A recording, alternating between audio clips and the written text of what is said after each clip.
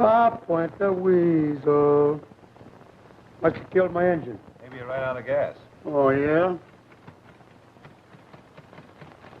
Maybe I need a new spark plug. Well, I never did like sweeping anyway. Oh, Jeff, for the love of Pete, how can I write a book with you around? The idea of a great, big, tough bird like you taking a vacation to write a book. Sort of sissy, if you ask me. Listen, Jeff. When I hired you years ago, you were just a down-and-out prizefighter. Wait a minute. I've been down, never knocked out in my life. Well, for years, I've allowed you to share my adventures. And now you're like a brother to me. And occasionally, I've saved your life.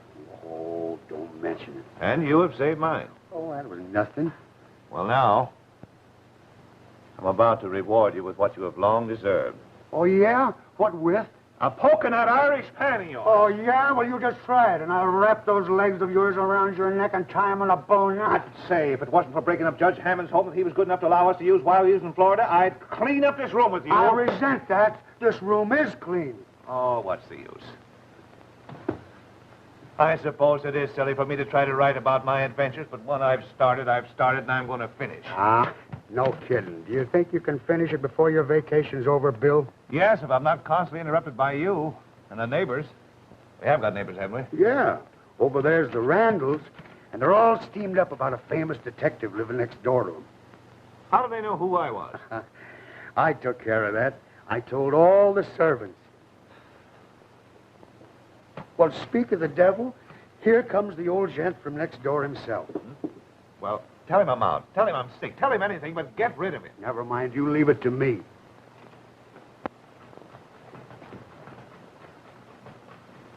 Is Mr. Holt in? Yes, sir, he's in, and he's very lonely, sir. Oh, yes, he'll be tickled to death to see you. By Jove! Hold, old fellow. I'm awfully glad to see you again. Again? Yes, of course. I'm Reuben Marshall. I was at the dinner that they gave for you when you finished up the Macaulay kidnapping case. Oh, yes. Won't you sit down? Thanks. Oh, a golfer, eh? Well, I've been taking a few lessons myself. You know, Judge Hammond has us all believing that you're the greatest detective in the world. It's a small world, you know. Yeah. Well, he's a fine gentleman, the judge. Incidentally, he has the finest whiskey that I ever poured down my throat. Your man will find it on the third shelf on the left in the cellar. Oh, Mr. Marshall, this is Mike Jeffries, my very able assistant, and jack of all trades. Glad to know you. Jeff, see if you can find that whiskey and make it into highballs with plenty of ice. And plenty of whiskey. Hey, what's all this? I'm on vacation writing a book. I don't believe you. I bet you're working on a case in this neighborhood, like a taxi man out for a drive on his holiday. No, I'm not working on a case. Oh, well, I'm glad to hear that. Hey, come along. I'm going to take you golfing. No, thank you. I really can't spare the time. Oh, I'm sorry. Well, then I'll have to go with Muriel Randall, my nephew's wife, you know. It's too bad. Yeah, she's a handful, Muriel. Welcome, stranger. Well, cheerio. What in your eye? You know, Muriel was divorced from Camel Snowden before she married Harry. Big money settlement, too. And she went after Harry Randall hot and heavy, got him, and drove him crazy. No, women will do that. Oh, I mean, Harry's really crazy. He's in a sanitarium 10 miles up the river. That's unfortunate. A bad situation. She still lives with us. And now, with poor Harry in the sanitarium, she's gone after Tom, his brother. Oh, that is unfortunate. Yes, it's about to drive Anne out of her mind, too. Anne, is your daughter? No. Anne's my sister, and their mother. Oh. Oh, we're a strange family. Skeletons rattling in all the closets till you can't sleep at night. All on account of Muriel. And the strange part of it is that Anne is simply wild about her. adores her. Well, I've got to run along. Muriel's waiting for me. Well, I'm sorry I can't join you, but I just must finish this book. Well, it's comforting to have a detective so close, anyhow. Hello, Muriel. Let me introduce... Hello, darling. I'm Muriel. So I judge. I suppose old Father Time here gave you a big load of me. Well, rather good size, I'd say. Well, just for that, you big bad boy, you go out and wait in the car. I want to talk to Mr. Holt alone. So long, Holt. Oh, yes. See you later. I guess you think I'm a pretty bad egg, don't you, darling? Well, I got that general impression. Well, I'll let you in on a little secret. I am. Now, how do you feel? Like spanking you.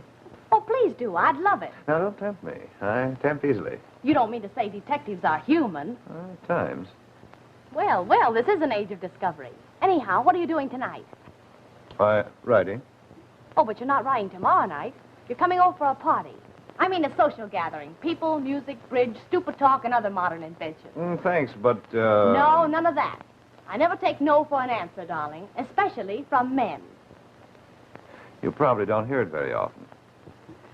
And tomorrow afternoon, I'm picking you up in the roadster. We'll go places and drink things.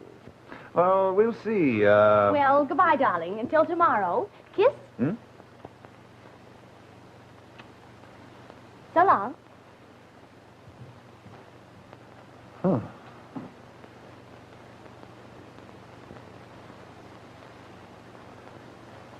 None of my business, but you're certainly a fast worker, Bill. Remember, Irishman, you've still got a poke in the nose coming.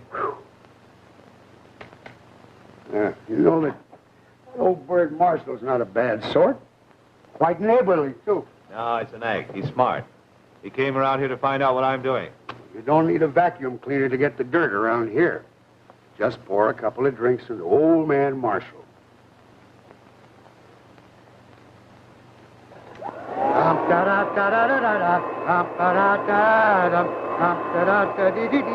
Pop goes the weasel.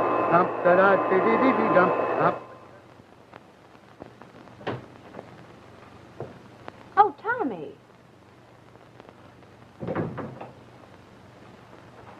Don't you think you're taking unnecessary chances coming here? Well, everybody else is downstairs but us. That's the point. Everybody is downstairs but us. Well, what did they do find out? I wish they would. Muriel, I love you. Why don't you come away with me and we'll be married? Muriel? Quick, Tommy, fix my necklace. Come in. Oh, Muriel. Everybody's downstairs waiting for you. I was just going down. Thanks, Tommy, for helping me with my necklace.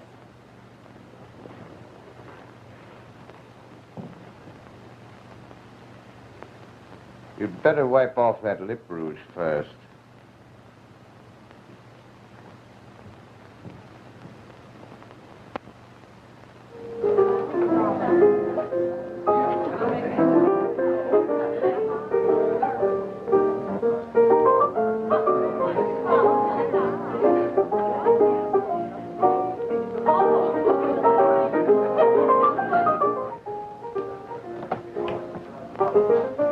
Good evening, sir.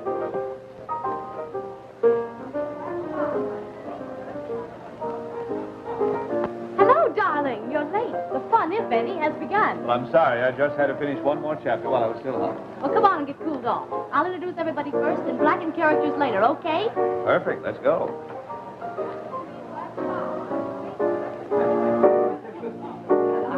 And may I present Mr. Holt, my mother-in-law, darling, and your hostess. How do you do? I'm the sweetest, finest woman in all the world. Oh, Muriel. I don't deserve her, really, a little siren like me. I believe you. Don't take her seriously, Mr. Holt. She will never grow up. And this, Mr. Holt, is Campbell Snowden, my ex-husband. I have to know you, Mrs. Snowden. He divorced me, the brute, for very good reason, but I took him for $250,000 on the settlement. So, you're the great Holt. And he's still crazy about me, aren't you, dear? Oh, Tommy, come. Mr. Holt, this is little Tommy Randall, kid brother of my current husband. He wants me to divorce Harry and marry him. With my husband, an incompetent, Tommy will inherit the family fortune. Oh, Muriel, you mustn't say such things even in fun. Mr. Holt doesn't understand. Well, he ought to. He's a detective. But on vacation, don't forget that. Hello, Holt. Well, if it isn't the old he-gossip herself. Glad you came over. Enjoying yourself? More than you believe. There they are, darling, my maid admirers, all under one tent. The naughty elephant, the big bad wolf, and the innocent little lamb. Come on, I've got to put you in circulation, darling. Excuse me. What did she mean by that remark about divorcing Harry and marrying you? Not a thing. You ought to know Muriel by now. Oh, Campbell, you certainly can't take her seriously. Anyhow, what's it to you? You're not her husband anymore. Tommy, that's enough. All right.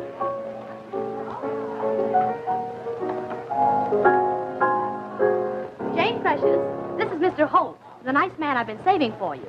Jane Maxwell of the Shattered Heart. How do you do, Miss Shattered Heart? That was hardly fair, Muriel. Maybe not, but it's true. You know it isn't. Well, we'll settle it with swords on the field of honor a week from some Wednesday. After all I've read about you, I almost feel I'm in the presence of a supernatural being. Oh, he's human, all right, but you'll find out for yourself. Why, Muriel, please. I should explain, darling, why Jane hates me so charmingly. I stole her sweetie, Harry Randall, right from under her pretty nose. Not that her loss was so great, except, financially. You've gone too far. I'm terribly, terribly sorry, Jane. Please forgive me and the gin. Of course. I forgive you. Both. Thanks, darling. Well, I'll run along. You'll be safe with the detective, Jane.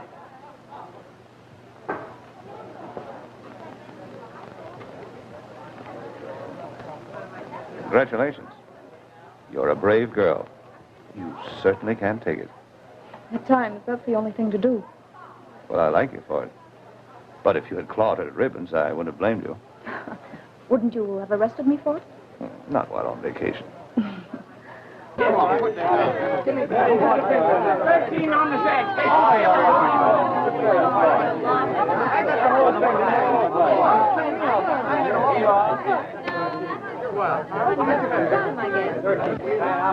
Oh, here's the coffee, folks. Come and get it.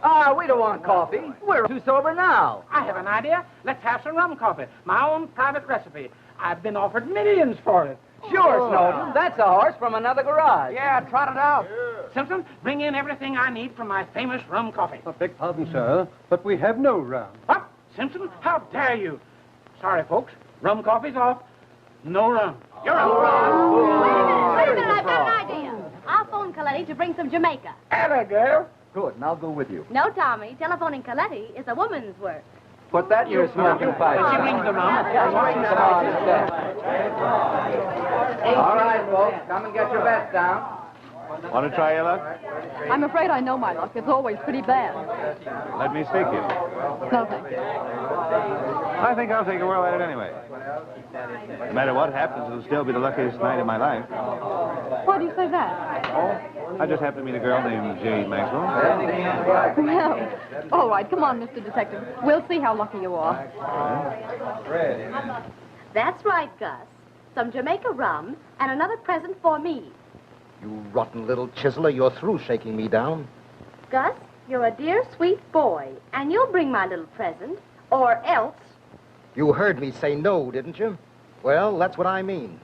Gussie, darling, there's a famous detective in the house, and he'd love to see some of those little pieces of paper that would pin a couple of nice gooey murders on you. Pipe down, you little idiot. All right, you win. But when I get there, I want to see you alone. Call the garage. Tell them to put a case of Jamaica rum in my roadster. Okay, Chief. All right, folks, everybody get your bets down. All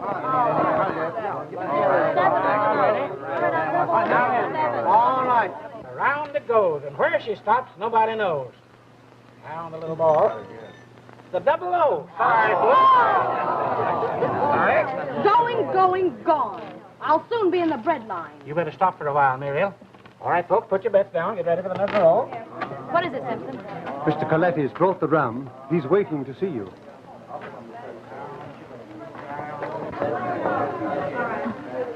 Pardon me, Jane. I want to speak with Mr. Holt alone. Of course.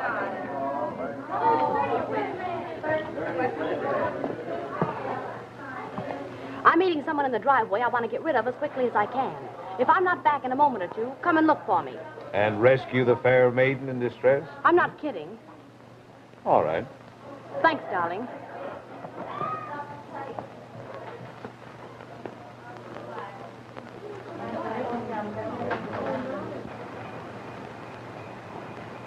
Gus, you're a darling. Never mind that. You know what I came for. Give them to me. You give me what I ask you to bring, and I don't mean rum. I told you I was through playing Santa Claus to you. But, Gussie, darling, you're just starting. Remember, I've still got what it takes to make you come through. Where have you got that letter and those checks? Right here, where they're safe. Yeah, well, I'll show you how safe they are. Stop. Give 'em to me. Give me those No, hairs. I'll never give them. Oh, no, you don't, Gus. Thanks, Palsy. Well, now that the fair maiden in distress has been rescued, what do we play next? Well, let's play hide and seek. Hide your eyes, darling. Huh? Oh.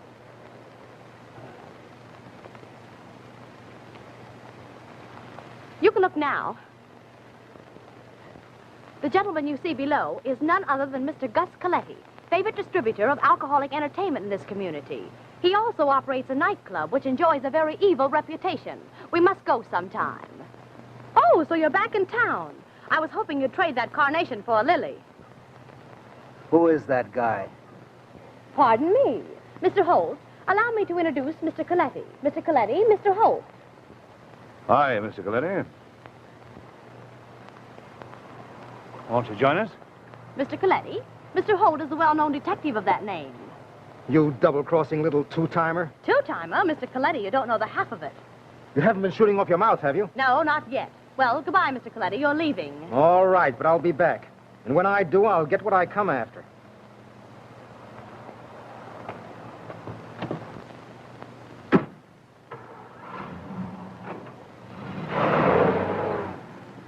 What is this? Oh, I have something that Mr. Coletti would like to get back. But I've found it more to my advantage to keep it. Does the lady mean, Tut, tut, don't say it, Mr. Holt, or I'll have to wash your mouth out with some of Snowden's rum coffee. Come on. It's tremendous. It's colossal. In fact, it's not bad. Thank you. Snowden, if you ever lose your money, you can earn a living inventing new drinks. It isn't bad, is it? Oh, I saved this for you. I was afraid I'd all be gone by the time you got back. Thank you, Ann, dear. And you. How do you like it, Muriel? It's perfect. Thank you. good stuff, Snowden? Fine, thank you. Hey, everybody, this stuff ought to change our luck. Let's try the wheel again. Good idea. Nobody can lose now. Come on, folks, let's start. What's the matter, Tom? Why don't you try my new drink? No, thanks. I prefer my rum and coffee separate. I'm broke, Campbell. You'll have to stake me again. Come out on the veranda. I want to speak to you.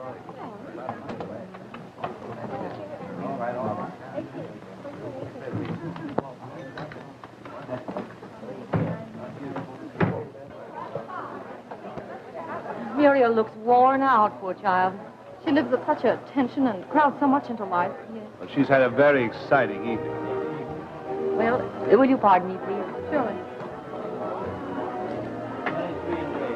By the dancing. Shall we? I'd love to.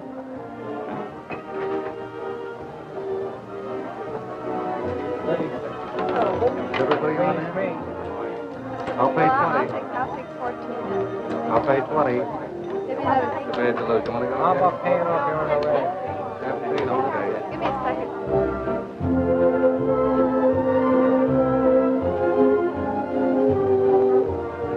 I must get home early tonight. I want to do another chapter before I turn in. Why, Mr. Work tonight?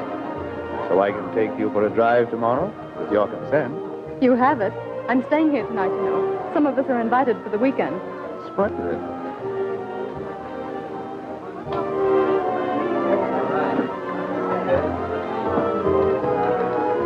Muriel, what's the matter? And I'm dead to the world. I'm all in. I think I'll call it a night. Don't run off like that. It's barely 12 o'clock. So long, old timer. I'll be seeing you. Good night, darling. Good night. Muriel's overtaxed herself. I'm going to take her upstairs and put her to bed. Oh, that's too bad. Of all the perverse bits of femininity, she takes the palm. Well, perhaps she has overtaxed herself, as Mrs. Randall said. Ah, rubbish. You don't know her as I do. That's true. Out on the porch just now, she was all steel springs and dynamite. Then of a sudden, she goes sour and beats it in here. What she needs is a good rest. What she needs is a good licking.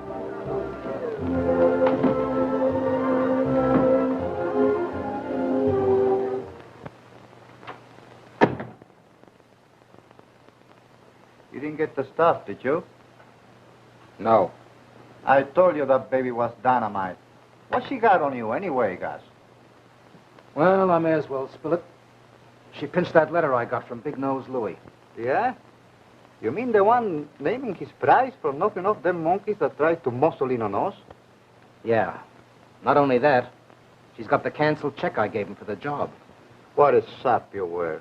Hanging on to poison like that. Why didn't you burn them? I was just keeping them. In case. In case of what? In case Louie ever got into a jam about it and tried to leave us holding the bag. She got you in a spot. Listen, I'm going back there tonight, and I'll get that stuff if I have to break her neck. What's that, dear? Absolutely. Well, sweet dreams.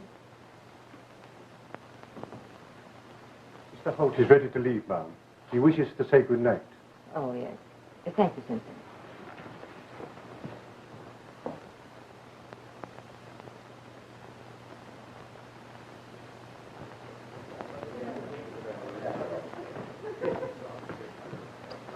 I want to thank you for a splendid evening, Mrs. Randall. Why, you're not going already. Yes, I must. It's only 10 minutes past 12. How's Muriel, Mother? Oh, poor dear. She fell asleep the instant her head touched the pillow. Oh, good. I'm ready for bed myself. I think that coffee must have had some sleep-producing quality. Well, the rest of them seem wide awake enough. Oh, yes, they do. Well, now that you're our neighbor, I hope we'll see you often. Well, thank you. Good night. Good night. Good night. Good night. Tomorrow? Good night. Good night.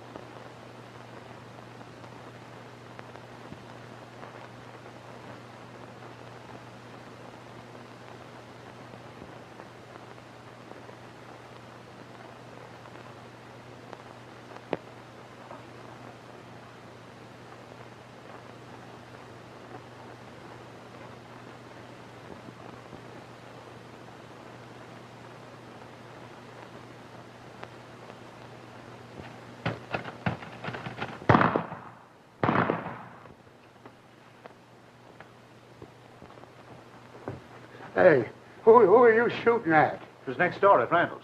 Let's go over and see what happened. Call Dr. Fletcher. Tell him to get here as quickly as possible. All right. If he's dead, we oughtn't to move him. How did he get away from that place? Why did he come here? What's happened? This fool here shot my brother. He was on the roof, sir. I thought he was a burglar. Let me take a look. Oh, Mr. Holt, will he be all right? I'm afraid not. That gunshot wound was bad enough. The fall off the roof didn't help him any. Oh, he's trying to say something. Yes, darling, it's Mother. I settled that dirty cur. I killed... Killed that dirty cur. What does he mean? Oh, Harry. Take him inside. I'll see if everything's all right in the house. Come on, Jeff. Come along, Ann.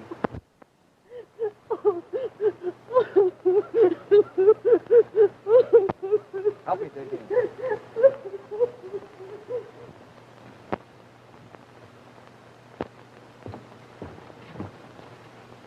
Jane. Miss Maxwell. Miss Maxwell. Is he dead? Oh, How did this happen? well, I don't know. I came in and swung there. Guess I fainted. Please, let me go to my room. I'll get someone to help you. No, I'm quite all right. I don't need anyone. Well, where is your room? just down the hall. I'll make it alone.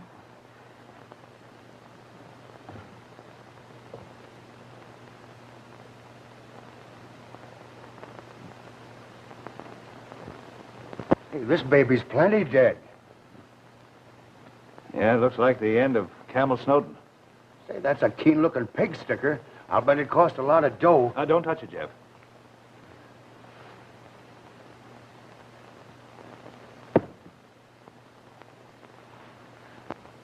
Wait a minute. He wasn't killed with that knife. He was struck on the head. Well, somebody got it. It's all covered with blood. We'd better see who it was.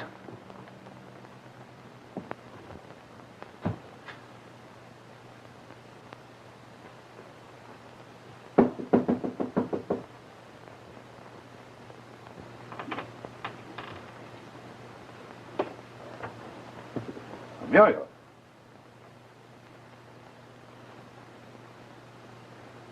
That accounts for the blood on that knife. You think that guy over there done it? I don't know. It's a matter for the local police to find out. Sure. We're on our vacation.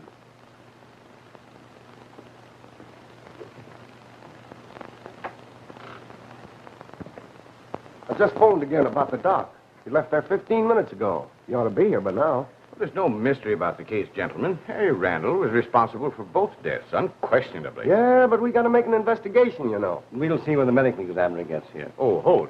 I was just saying that undoubtedly poor Harry was responsible for both tragedies. Yes, I heard you.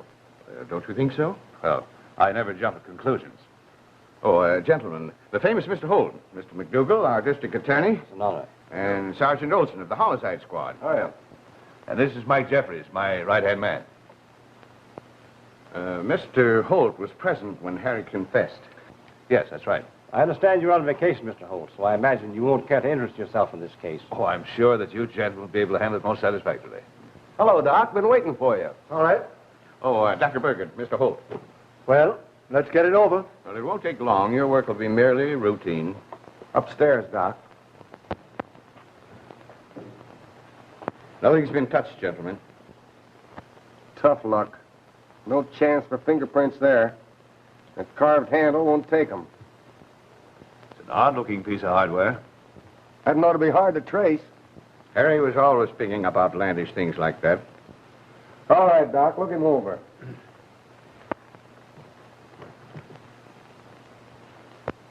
Something strange here. This man wasn't killed with that dagger. He died of a fractured skull. Well, there's nothing strange about it. Harry used the knife to kill Muriel and something else on Snowden. What caused the fracture, Doc? I don't know. Some heavy object with a rounded surface. Exactly. Well, shall we go to his other victim? Just a minute. I don't like the looks of this setup. Well, this ought to help, Chief. Iron pipe. It's the goods, all right. Where'd you find it? By the side of the house. Dried blood and plenty of it. Oh, may I see that in the light, please, Sergeant? Sure. Well, I guess that settles it. That piece of pipe is undoubtedly the weapon that Harry used when he killed Snowden. I guess you're right. Thanks, Sergeant. Oh, Burke. Take this downstairs to McGurn and tell him to check the fingerprints with Harry Randall. Right. Well, Holt, any suggestions? No, gentlemen, you're doing very well. Let's take a look in the girls' room. You ready, Olson? Well, I guess so.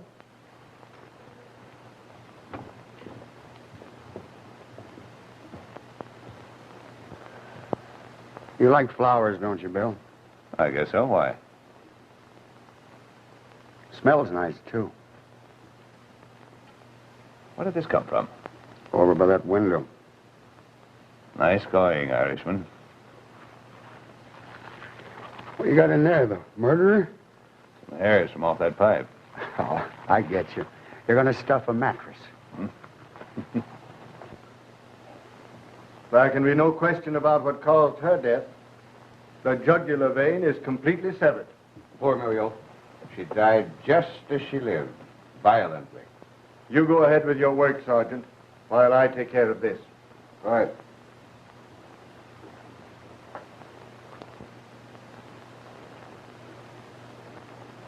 What do you make of this, gentlemen?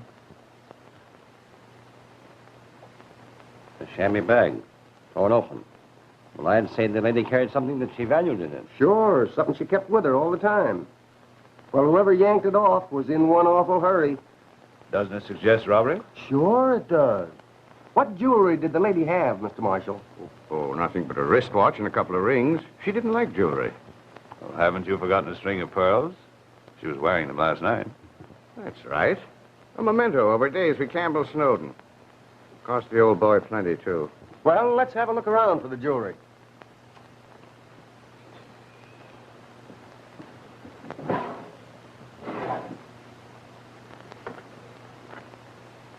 The ship has sailed. This jewel box is empty. Well, gentlemen, if it was robbery, they overlooked these. I had a little difficulty getting them off her fingers. Rigor mortis, the stiffening of death, you know. Yes, I understand.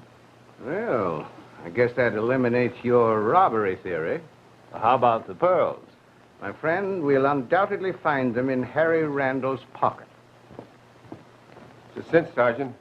Harry Randall's fingerprints are the only ones in this pipe. Well, it looks very much as if that settles the case. All except the pearls. All right. McGurn, just to satisfy Mr. Holt, will you take a look through Harry's clothes for those pearls? I've looked all through him when it was in his room just now. And there weren't any pearls? Am I right? Not a pearl in the trunk full.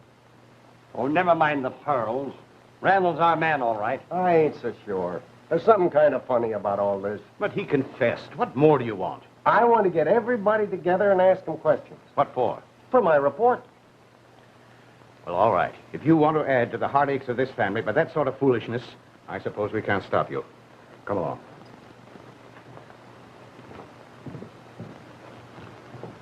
All this trouble about a string of beads.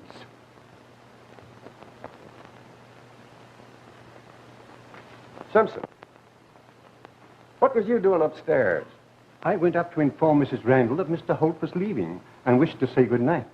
Is there any way to prove that? Did anybody see you? Oh, for heaven's sake, Olson, what are you driving at? I just wanted to know. I can prove it, sir.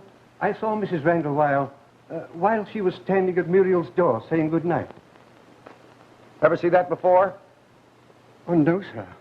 Never. Olson, stop that. He's right, Olson. Cut out the rough stuff. Oh, all right. You know everybody's story. Not one of us left our rooms all night long.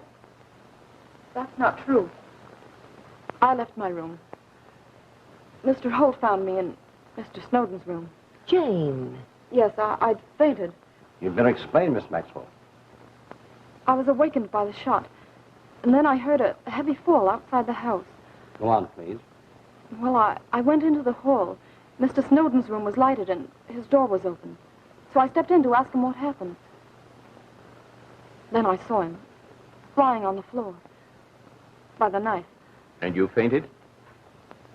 Yes. There's only one possible explanation. Harry Randall, poor lad, committed both murders. I'm convinced of it. Oh! Well, Olson, I think we'd better go. Sure. All right. Any deductions or theories, Mr. Holt? No, nothing. Everything run to suit you? Perfectly. Well, that'll be all, ladies and gentlemen. Sergeant.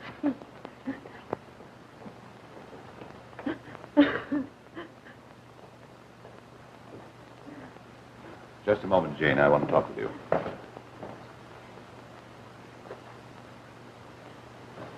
I'm so glad you told us what was what about being in Mr. Snowden's room. I was very much worried about you. So was I. You were the last woman in the world I would have wanted to find there under such circumstances. Mr. Holt, will you do me a favor? A very great favor? Why, yes, if it's possible. I want you to clear Harry Randall's name of those murders. Well, I said if it were possible. What do you mean? He seems to be guilty. Seems. Exactly.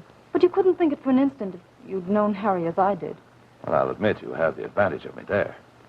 I can't stand by and see them unload those awful crimes on that poor dead boy. He was innocent. You know it. And I know it. Were you still in love with him? I loved him once. But that was all over when he married Muriel. Well, why this concern about him now? It's the injustice of their trying to blacken his memory to shield someone else. All right, Jane. I'll see what I can do. Thank you. Well, I must go. I'll have lots to do, so you please try and get some rest.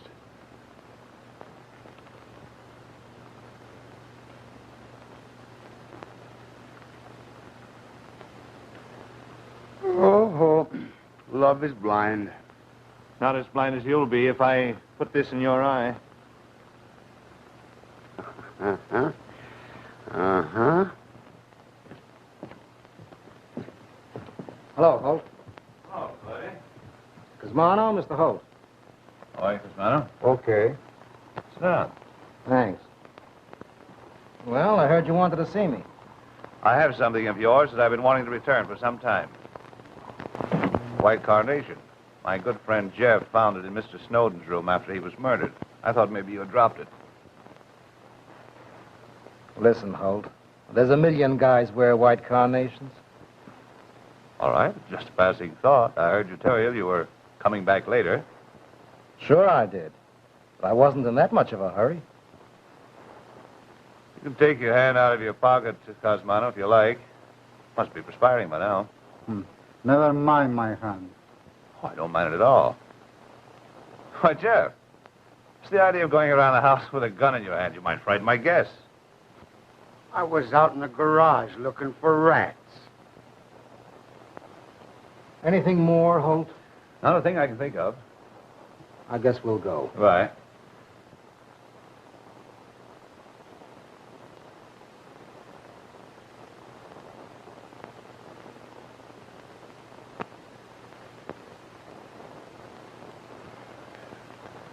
What is it?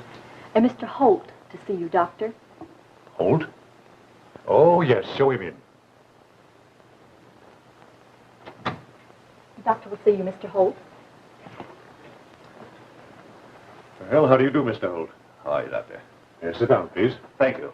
Well, what can I do for you? Well, Doctor, I'm interested, unofficially, of course, in the unfortunate Randall affair, and I would like to get some information regarding Harry Randall.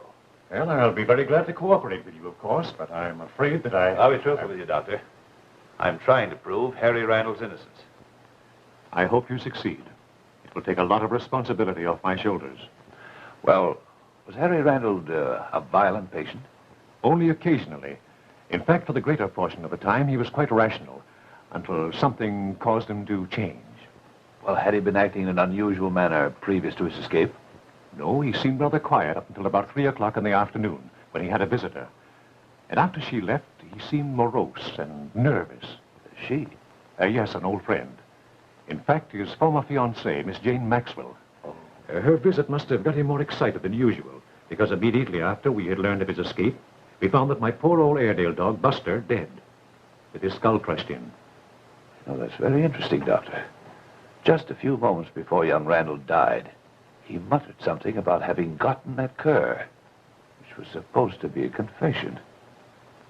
Could it be possible that he was referring to your dog? Well, I sincerely hope so, Mr. Holt. I would like to get a few hairs, if you don't mind, from your dog to compare them with some hairs found on a piece of pipe that was supposed to have killed Mr. Snowden. Certainly. Come with me, please. Oh, Doctor, if it becomes necessary, I can rely on you as a witness?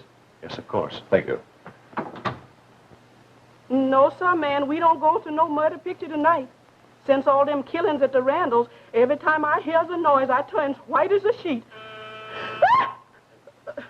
Just the doorbell, honey. You can call me back whenever it gets after a while.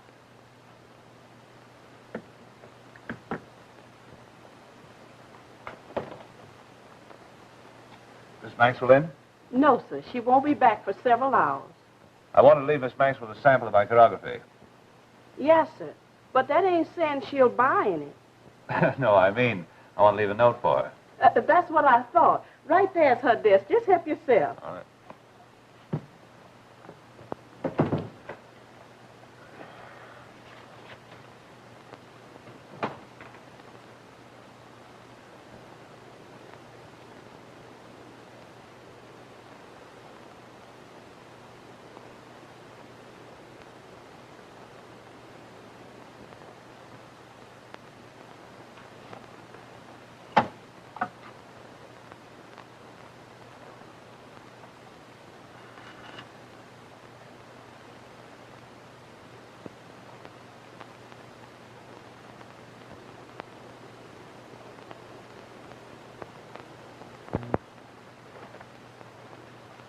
Sorry I had to pop in on you this late, but I had to go to the Randalls first.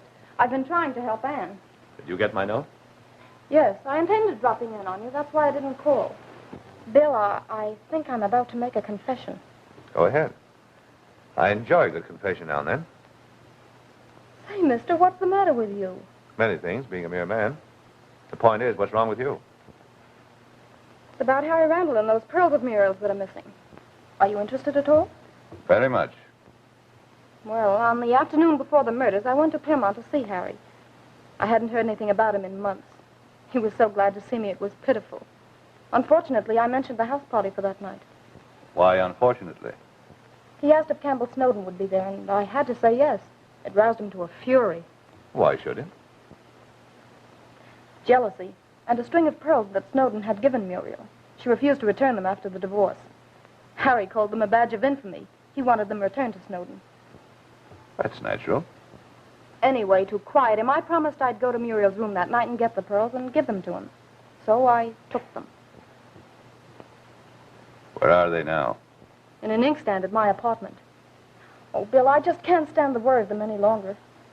And you want me to get them and keep them for you? Please, would you? Lady, my first miracle. Bill. Oh, but what a relief. What must you have thought of me, though? Well, we won't go into that now. All right. Tell me, what about this big surprise of yours? Well, I've proven beyond all doubt that Harry Randall is innocent of those murders. Bill! Oh, that's wonderful. Tell me, how did you find out? Very simple. The hairs on that pipe came from Dr. Agnew's Airedale dog. There were no human hairs on it at all. Are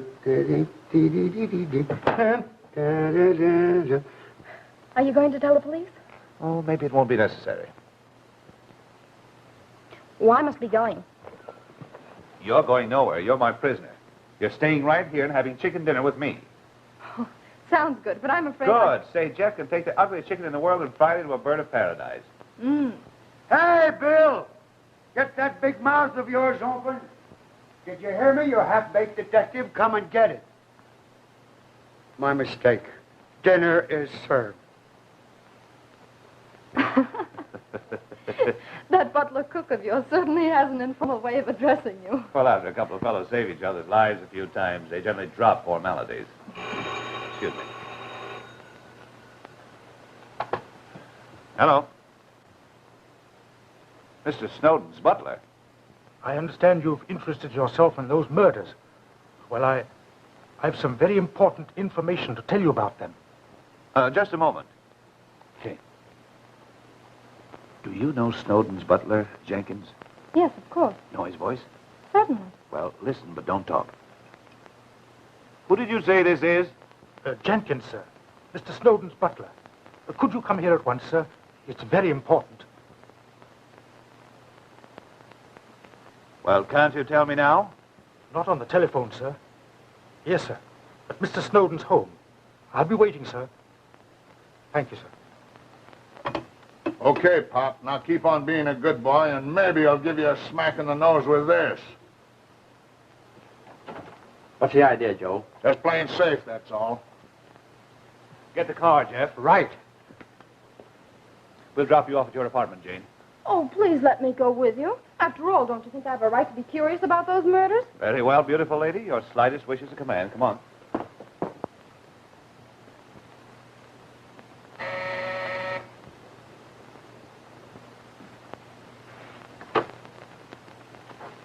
Hello, Jenkins. Good evening, Miss Maxwell. Jenkins, this is Mr. Holt and Mr. Jeffries. How do you do, gentlemen? Well, here we are. Yes, and here we are. Stick 'em up and high. All right, Eddie, frisk 'em. That's swell. Now we're all ready to go for a little ride. Maybe we were pulling a boner. Knocking off a dick is taking enough chances. Well, let's call up the boss. Yeah, how can we when you get smart and pull the telephone out? The closest one is at the filling station. We'll call him from there. Okay. All right, in here.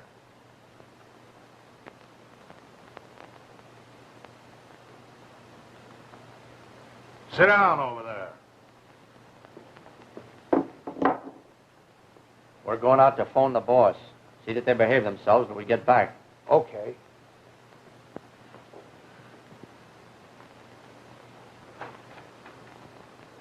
How do you like this, Mr. Detective? Not bad.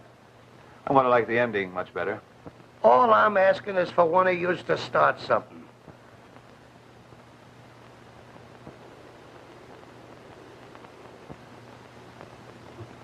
You'd never make it, buddy. Handsome fellow, our God, don't you think, Mr. Holt? Very. I imagine his hometown is quite proud of him.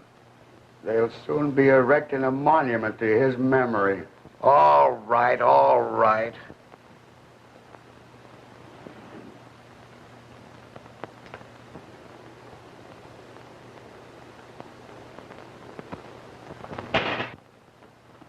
Look out, Bill!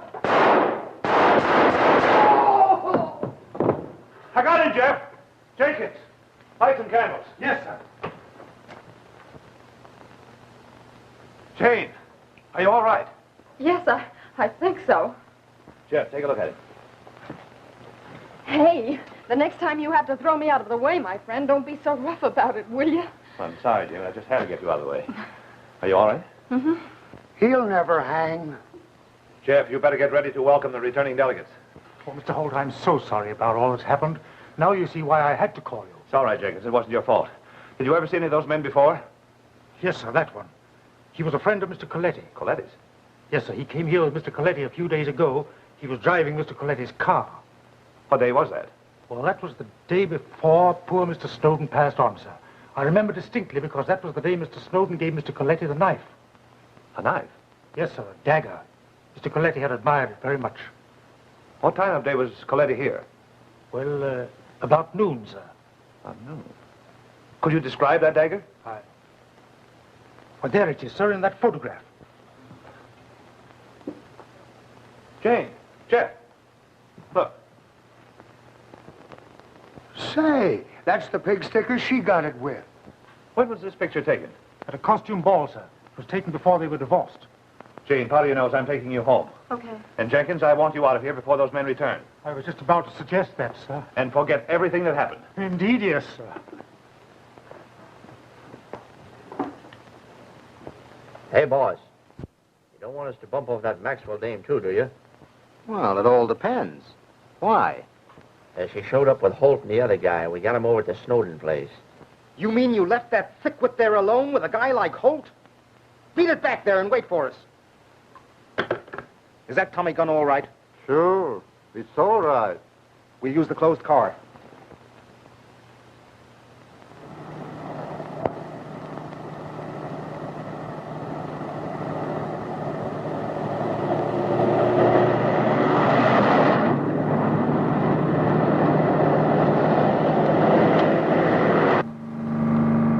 About that being Coletti and Cosmano, I'll break your Irish snake. It's them, all right. I got a good look at them when they started after us from that side road. Well, they must have started trailing us immediately after we dropped Jane. Well, you want to shoot it out with them? No, I got a better idea.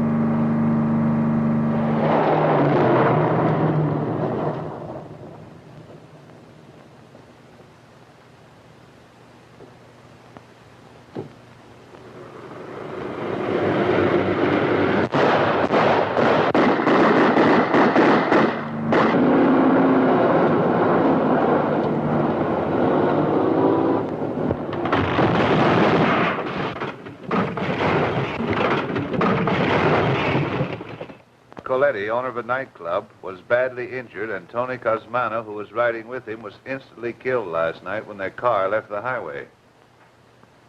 Well, Jeff, it all goes to prove the old adage that he who lives by the sword shall die by the sword. Yeah, but guys like Coletti and Cosmano don't use swords. Go see who that is.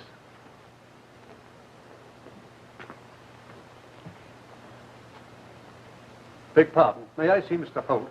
Sure, come on in. Oh, hello, Simpson. What is it? I thought you ought to know, sir. I saw someone burying these things in the garden. Is that so? Oh, scabbard for a dagger. This is interesting. Who's burying them? Mr. Marshall, sir. Marshall? Well, imagine old Marshall being interested in gardening. That's what I thought, sir. What's this used for? I don't know, sir. When did you see Marshal Barrington? It's about 3 o'clock this morning, sir. It was moonlight, and I was looking out of my window. I'm having difficulty in sleeping, sir, after my part in poor Harry's death. I don't wonder.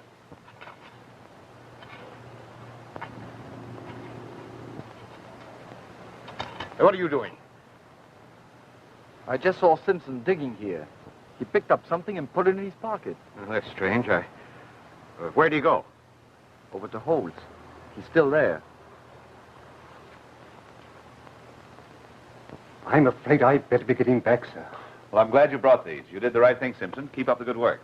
Thank you, sir. Well, this is a pretty scuttle of suds. Very. Say, that's the scabbard for that pig sticker. Right you are, my boy. And what's this stuff? Hyacinth. I can read. Why, Jeff, it hardly seems possible. Well, what's it for? I'm not sure, but I'm going to find out.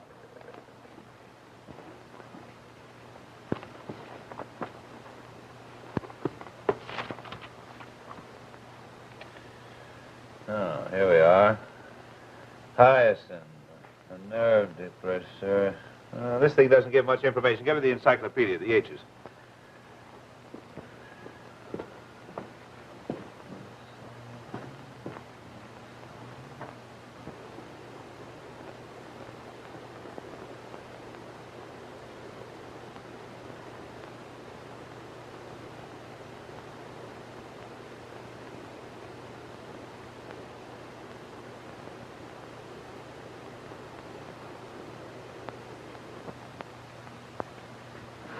Stay along.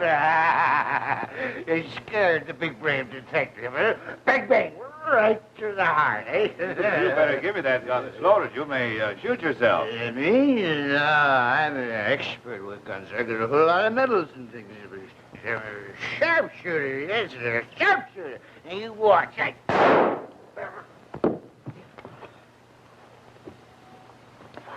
That's funny.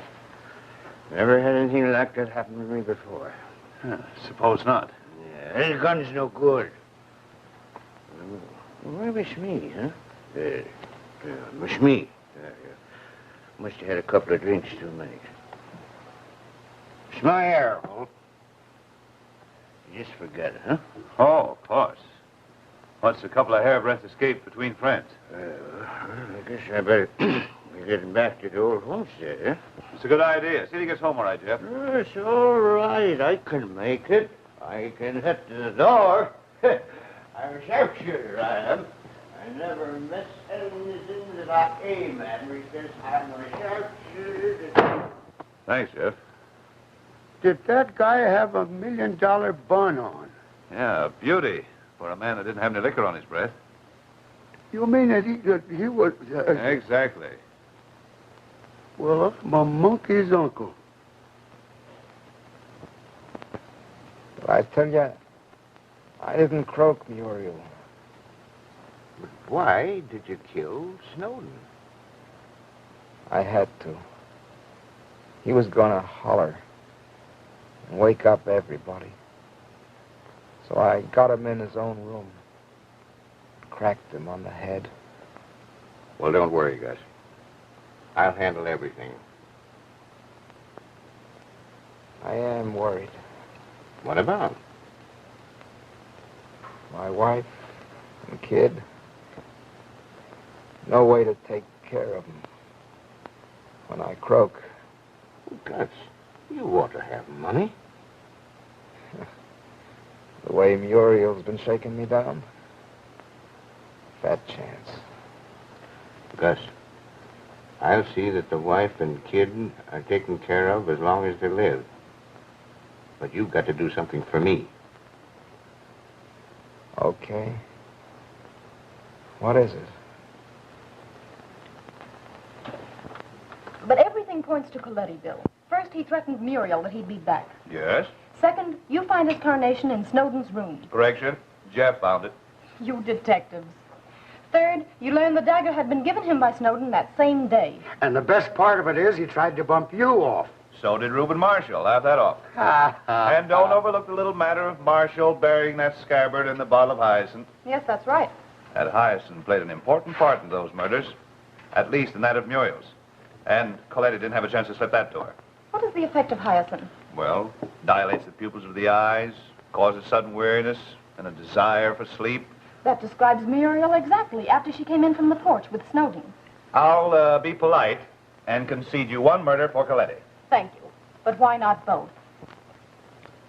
Say, this old bird must have been the champion athlete of the barnyard. He's tough but good. I don't know how to get my teeth into him. Oh, you're just getting old, that's all. That chicken was killed fresh 3 hours ago. That's the trouble. It should have been fried immediately before rigor mortis set in. Rigor mortis? The rigidness of death. Well, what a fool I've been. What a cluck. What a sap. That's what I've been trying to tell you all these years. Oh, Jeff, go to the back door and call Simpson. Have him come over here as fast as he can. Yes, sir. Just what might you be driving at? You'll see when I get a whack at Simpson. Oh, don't tell me you would try to put the blame on poor old Simpson. Why, he's no murderer. Well, don't forget, he killed Harry Randall. Oh, that was an accident. Bill, you're impossible. No, I wouldn't go so far as to say that. I am highly improbable. I'll admit I was in the dark. But thanks to Jeff's tough chicken, I've seen the light. By the way, Jane, Reuben Marshall has considerable political power in this community, hasn't he? Yes, why? So much so that he might be able to influence certain police officials? I should think so. Mm-hmm. That ties everything up beautifully. What has this to do with Simpson, though? Gosh, that poor old fellow will probably be too frightened to talk. Not Simpson.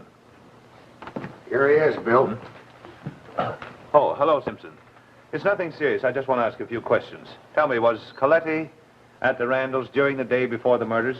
Yes, sir. He came to deliver champagne for the party. What time of day? Oh, about 12:30, I should say, sir. Mm-hmm. He left Snowden's at noon, so he must have gone to your place next. Yes, sir. I recall his saying he had just come from there. Was he wearing a topcoat? Yes, sir. He hung it on a nail in the kitchen at the top of the cellar stairs. He had to arrange some wine in the cellar. Oh, I see. Then anyone who came in the kitchen could have seen it. Oh, yes, sir. Tell me, when Mrs. Randall was saying goodnight to Muriel, how close were you to the door? Oh, rather close, sir. Do you still remember the conversation? Oh, yes, sir. Mrs. Randall said, "Good night, dear. You'll feel better in the morning." Then she said, "Here's Simpson. He's come to..." Never mind that part. What next? She said, "Oh, absolutely." Mm-hmm. Now repeat what Muriel said. Oh, I'm afraid I can't, sir. I couldn't hear what she said. Tell me, is the Randall family at home? Why, yes, sir. Well, tell them to come over here at once. Tell them I have a surprise for them. A surprise? Oh, yes, sir. You and your surprises. Say, when he gets that look in his eyes, something's going to pop. Maybe he solved the crime already. There's no maybe about it, Jeff. I have. Thanks to that tough chicken of yours. Then I must be some good in the world after all. That chicken showed me that Muriel was dead at least 3 hours before Snowden. Something I should have noticed immediately. How do you know that? Because when we examined Snowden's body, it was limp. But the doctor had difficulty in getting the rings from Muriel's fingers because her body was rigid. Clever, these boy detectives. Now, I know there were 2 murderers. Then Coletti killed Muriel, of course. But who murdered Snowden? No, you're wrong, Jane. Coletti killed Snowden, not Muriel. Oh, that don't make sense, Bill. Such crimes usually don't. Will you stop torturing us? Tell us what happened. Well, Muriel told me that she had something Coletti wanted back. And I heard him threaten to return for it. Whatever it was, he came back and stole it. But Muriel was already dead. Why, then she was dead when I was in her room. Oh. Well, Snowden surprised Coletti in Muriel's room and recognized the knife which had killed her as the one he had given Coletti that morning. This is getting better and better. Snowden accused Coletti of killing her. Naturally, Coletti was in a spot. And when Snowden ran into the hall to give the alarm, Coletti followed him, struck him on the head, and then dragged him back into his own room Where we found you, Jane. But why didn't he take the dagger with him? Because Coletti hoped it would pin Muriel's murder on Snowden. That's why he planted it near the body. The boy could be right. How about Muriel? Muriel was dead before I left the party, a little after 12. Oh, that's impossible. She talked with Anne just a moment before you left. Simpson heard them. Simpson heard Anne, not Muriel. That was a trick. Muriel was dead. Are you saying that Anne? It was Anne who took the dagger out of Coletti's pocket and put the hyacinth in Muriel's coffee. Oh, Bill, I can't believe it. Why, Anne is my friend, one of my very best friends. She's too good, too kind. And she's been a fine mother. Yes, it's pretty bad. Why would she do it? She loved Muriel. Do you think she could really love a woman who had ruined her son Harry's life and was about to do the same to her other boy? There they are now. Oh, Jeff. Prepare some drinks. When I tell you to serve them, bring them through the library. I get you.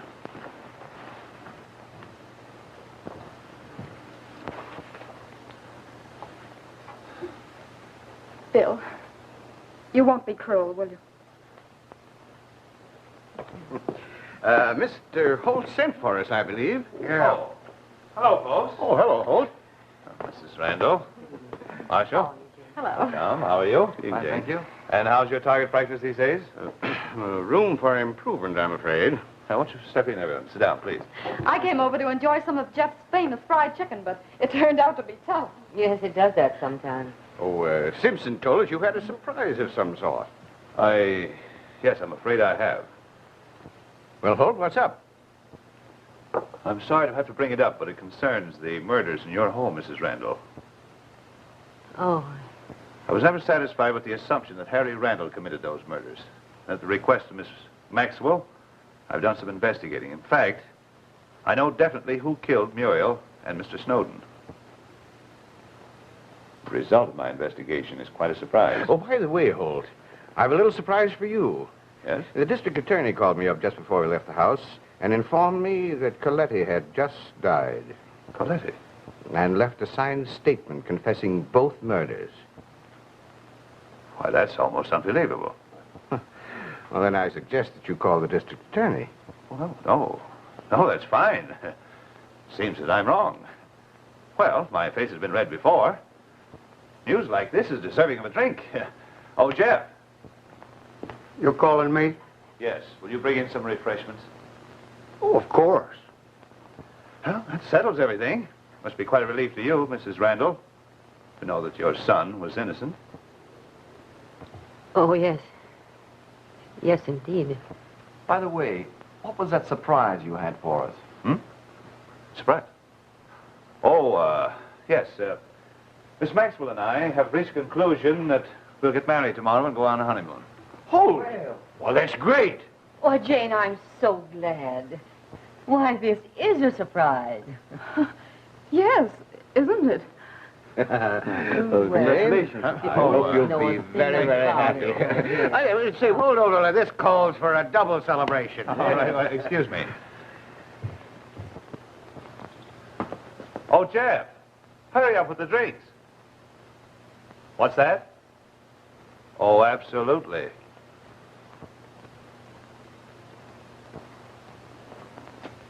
Somebody speaking to me? Now, isn't that odd? Would you all have sworn that Jeff was talking to me out there? Yes. Oh, never mind. Serve the drinks, Jeff.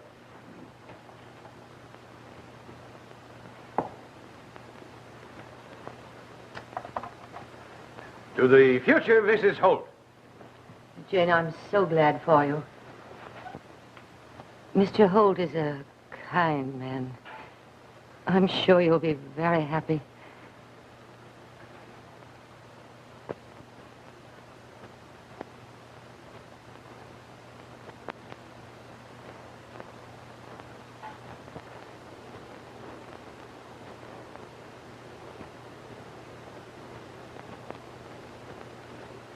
Poor Jeff, that woebegone look on his face as we started up the gangplank.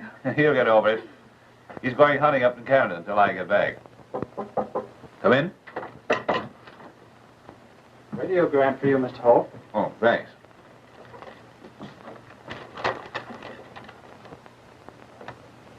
What is it, Bill?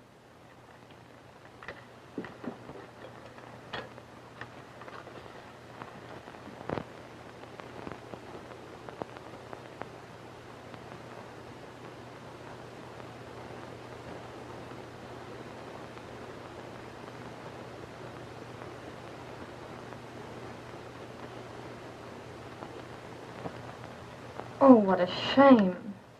She was only trying to save her home and the good name of her family. Yes, It was your duty to arrest her, wasn't it? of course, but I was sure it would turn out this way. But what if it hadn't? I was prepared for that. It's a funny world, Jane. After all, we owe our happiness to this tragedy. Hey, Bill, if there's any food left when you get through, bring it out to Lifeboat 22.